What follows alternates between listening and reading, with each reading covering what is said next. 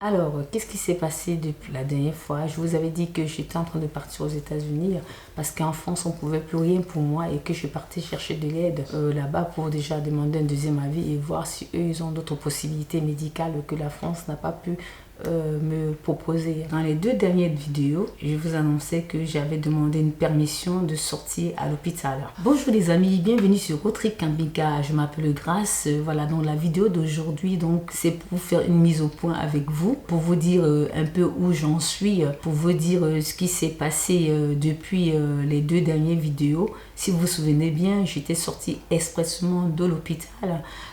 J'avais demandé une permission express pour pouvoir faire une vidéo avec mes amis canadiens, notre interview avec Prêt pour la route, 10 questions, 10 réponses. Pour ceux qui ne l'ont pas vu, elle va être perchée soit à gauche, soit à droite. Et j'ai profité donc de cette opportunité aussi pour pouvoir faire la vidéo. Déjà 1 an que je vis avec un cancer terminal, un cancer sans possibilité de traitement ni de guérison, qui sera aussi épinglé soit à droite soit à gauche. Aujourd'hui donc je me suis permise de faire cette vidéo pour vous faire un peu une mise au jour, pour vous dire un peu où j'en suis depuis ces deux dernières vidéos, qu'est-ce qui s'est passé, ce qui est arrivé, quels sont les changements et les modifications et où j'en suis avec tout ça là. Alors pour savoir tout ça mes amis, je vous souhaite de rester jusqu'à la fin de cette vidéo. Sans plus tarder, c'est parti.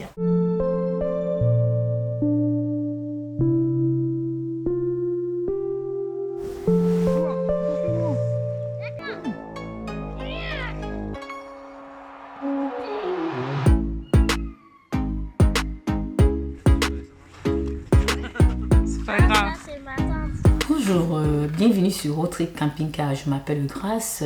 Voilà, pour ceux qui ne me connaissent pas, notre chaîne parle essentiellement du voyage, plus particulièrement du voyage en camping-car et en tiny house. Notre mission, inspirer les autres à réaliser leurs rêves. Le rêve de voyage en camping-car, le rêve de voyage en tiny house, le rêve de voyage quel qu'il soit et aller vivre maintenant sans plus attendre. Les amis, n'attendez pas que les enfants finissent toutes leurs études, se marient, quittent la maison pour réaliser vos rêves. N'attendez surtout pas la retraite pour réaliser vos rêves. N'attendez pas que le mari vous quitte pour une femme plus jeune ou pour votre meilleur ami pour réaliser vos rêves. N'attendez pas que la femme vous quitte pour votre patron ou pour votre collègue pour réaliser vos rêves. Nous vous disons que c'est maintenant parce que l'avenir est très incertain.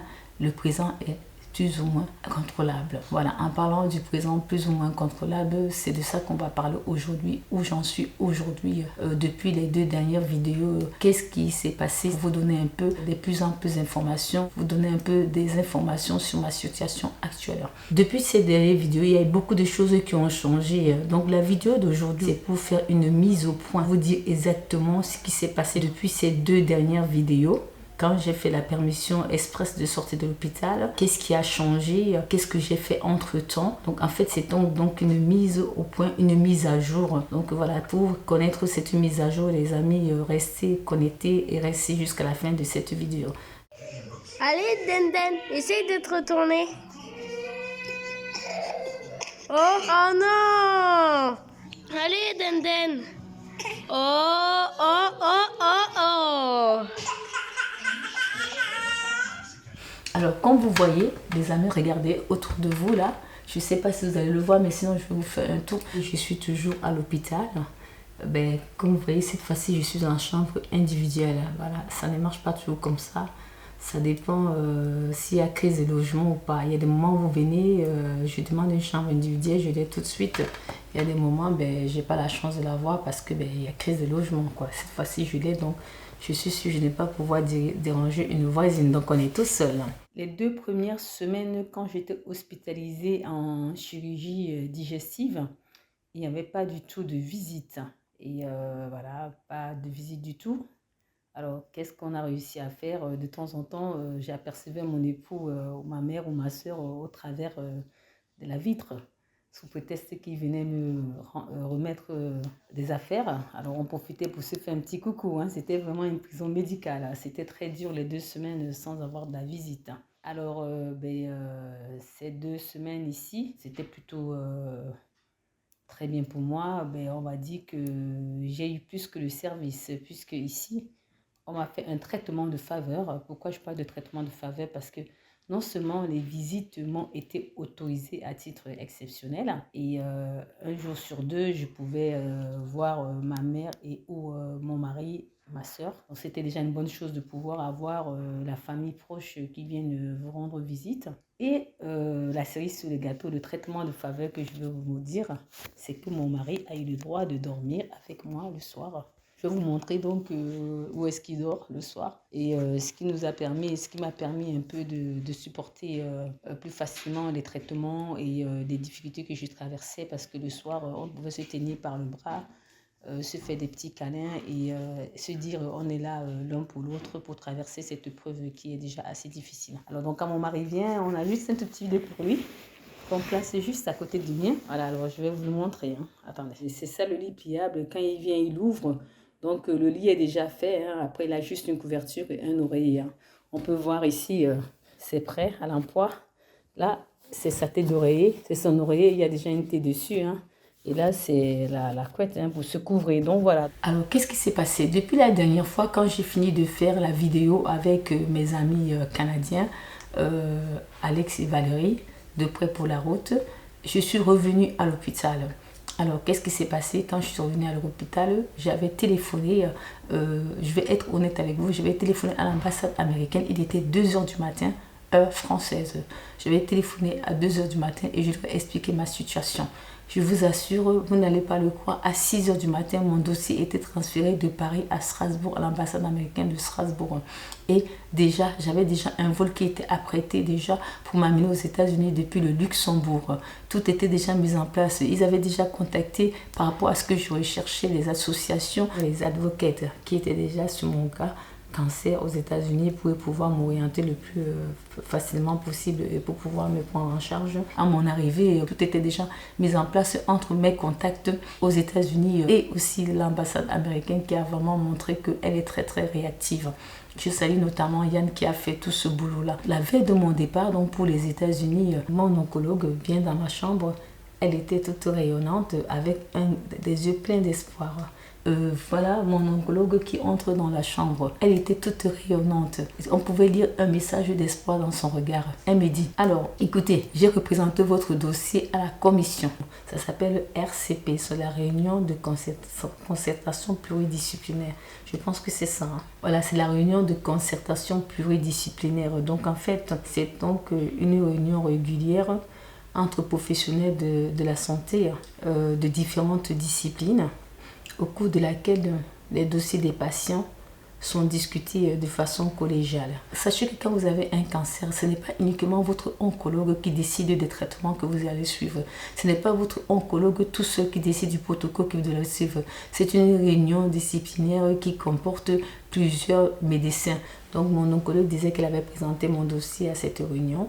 Et dans mon cas, comme j'avais un problème de métastases en plus ovarien, donc je suppose qu'il y avait les oncologues, il y avait les chirurgies digestives, puisque j'ai un cancer digestif, il y avait sûrement les chirurgiens de gynécologie, il y avait les anesthésistes, et il y avait plusieurs types d'autres médecins, quoi. Donc en tout cas, il en est ressorti que je suis jeune, je suis en bonne santé, j'ai un très bon état de santé générale. Alors, vous ne le croirez pas ou pas, oui, j'ai un bon état de santé générale. Et ça, on me le chante depuis le premier jour qu'on m'a découvert le cancer. On se dit que cette dame, elle n'a jamais eu aucun problème.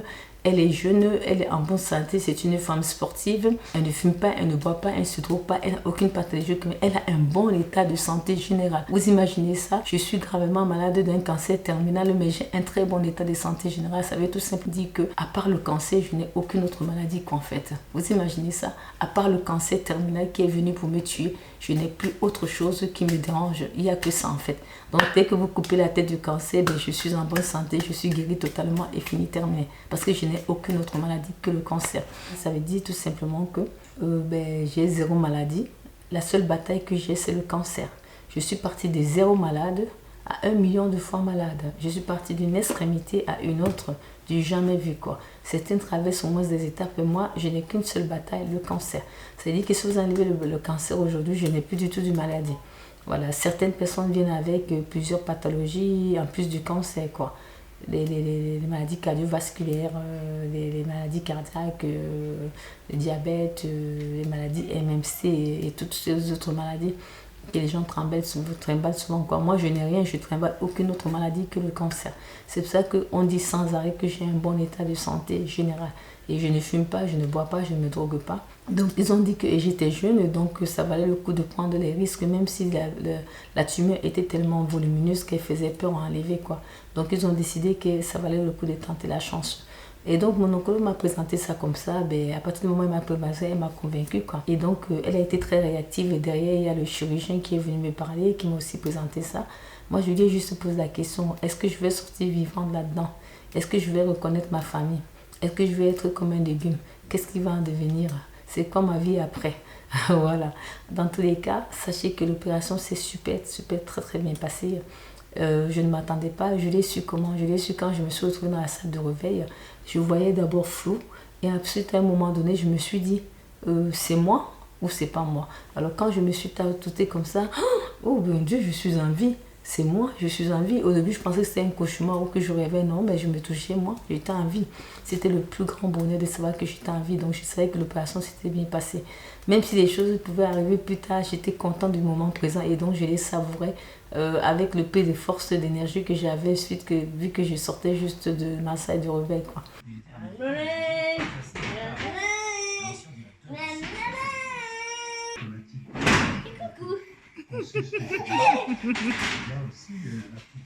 Voilà, donc en tout cas, ça s'est super bien passé. Voilà, je vais sortir quelques jours plus tard. Malheureusement, j'ai eu un problème post-opératoire. On appelle ça uléus post-opératoire. En ce qui paraît que quand on vous opère, on anesthésie plein de trucs. On met les anesthésiants sur l'utérus, sur l'estomac, le foie, le pancréas, tous ces trucs-là qui sont anesthésiés. Il y a des moments après l'opération, certains de ces organes redémarrent de façon automatiquement. Mais dans mon cas, ça ne s'est pas fait, donc il fallait les rebooster, quoi. Donc on m'a mis une sonde. Vous allez la voir en image. Donc j'ai dû avoir une sonde pendant au moins 3 jours. C'est très très désagréable. C'est horrible. C'est une sensation horrible quand vous la mettez, quand vous l'enlèvez. Voilà, donc j'ai dû la garder encore pendant plusieurs jours. Et donc pour l'instant, je suis à l'hôpital, mais comme vous pouvez le voir, je ne sais pas si ça se voit, je me sens mieux, tout va pour le mieux. Et on a même découvert lors de mon opération que la maladie est plutôt stable. Ça veut dire que les chimiothérapies que je prenais ces derniers temps, ces 2 derniers mois, ces 2 derniers mois, c'était des bonnes chimiothérapies. Elles sont en train de fonctionner. Elles sont que ça va perdurer pour aller vers l'amélioration même, pourquoi pas, et se pérenniser. Donc c'est le but aujourd'hui. Donc les amis, cette petite vidéo c'était juste pour vous dire que je suis en France. Je suis toujours soignée en France. Je n'en suis jamais sortie parce que j'ai eu un message d'espoir à la dernière minute. On m'a tendu une perche et je l'ai saisie. Et aujourd'hui, je me sens plutôt bien. Voilà, la maladie de cancer est toujours là, il n'est toujours pas guérissable, il n'est toujours pas soignable, il n'y a toujours pas de traitement, mais j'avance comme je peux, j'avance avec la maladie. Voilà, dans cette vidéo, vraiment, je voulais témoigner ma reconnaissance au chirurgien qui a voulu voilà, me donner cette seconde chance. Voilà, ça montre que ce sont des équipes jeunes, compétentes, dynamiques et très professionnelles et qui méritent vraiment leur place pour marquer la différence. Voilà, je voulais remercier aussi mon oncologue. Mon oncologue, c'est une femme jeune, car ce n'est pas le vieux avec son vieux bouquin, ses vieilles méthodes, sa vieille façon de réfléchir. Non, mon oncologue, c'est une femme jeune, très ouverte, très à l'écoute, très attentive, qui est ouverte à la discussion. On peut dialoguer avec elle, on peut parler de tout avec elle. Voilà, et sous ces heures de jeûne, parce que voilà, c'est de notre génération, on voit quand même qu'il y a des connaissances derrière, des compétences derrière. Et je voulais la remercier vraiment d'avoir été réactive et surtout d'avoir su prendre des bonnes décisions au bon moment. Voilà, c'est ça ma reconnaissance. Je voulais remercier aussi ma psychologue qui a toujours été un allié pour moi, qui a toujours été là quand je sombre. Elle sait comment me faire remonter la pente. Et toute l'équipe qui est pleine de jeunes très dynamiques, des jeunes qui sont très agressifs au niveau de compétences, des jeunes qui sont là pour juste servir les autres, leur venir en aide et marquer la différence sur cette terre. Voilà, donc je suis soignée en France et pour l'instant, c'est l'équipe gagnante. Donc, pour l'instant, on n'échange pas l'équipe qui gagne. Pour l'instant, la maladie est toujours là. on avance comme on peut, on verra bien jusqu'où on va arriver. À tout moment, les choses peuvent changer. À tout moment, moi aussi, je peux m'adapter. À tout moment, moi aussi, je peux changer.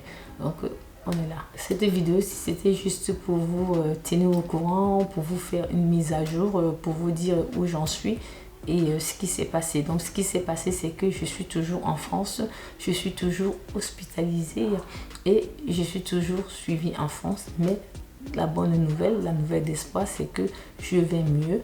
La nouvelle d'espoir, c'est que le cancer est stabilisé. La nouvelle d'espoir, c'est que on m'a finalement enlevé la grosse douleur qui me gênait en l'opérant. Voilà, c'était vraiment un ballon de football ou un ballon de rugby, mais bon, ça a été enlevé. Voilà, pour ceux qui sont nouveaux dans ma chaîne, s'il vous plaît, n'hésitez pas de vous abonner, commenter nos vidéos, partager. Si vous aussi vous avez un malade de cancer autour de vous, dites-vous que je parle librement. Mais ceux qui veulent en parler sont des bienvenus pour m'en parler. Moi, j'en parle librement. Si vous n'êtes pas prêt, n'en parlez pas. Vous n'avez aucune obligation de le faire. Mais moi, comme vous voyez, j'en parle librement. C'est un choix personnel. Je vous remercie de le respecter. Et moi, je respecterai le vôtre si vous ne voulez pas en parler. On dit comme ça, les rêves sont possibles. Ensemble, construisons et réalisons nos rêves. Je vous dis à très bientôt les amis. À bientôt. Bye. Road Trip Camping Car.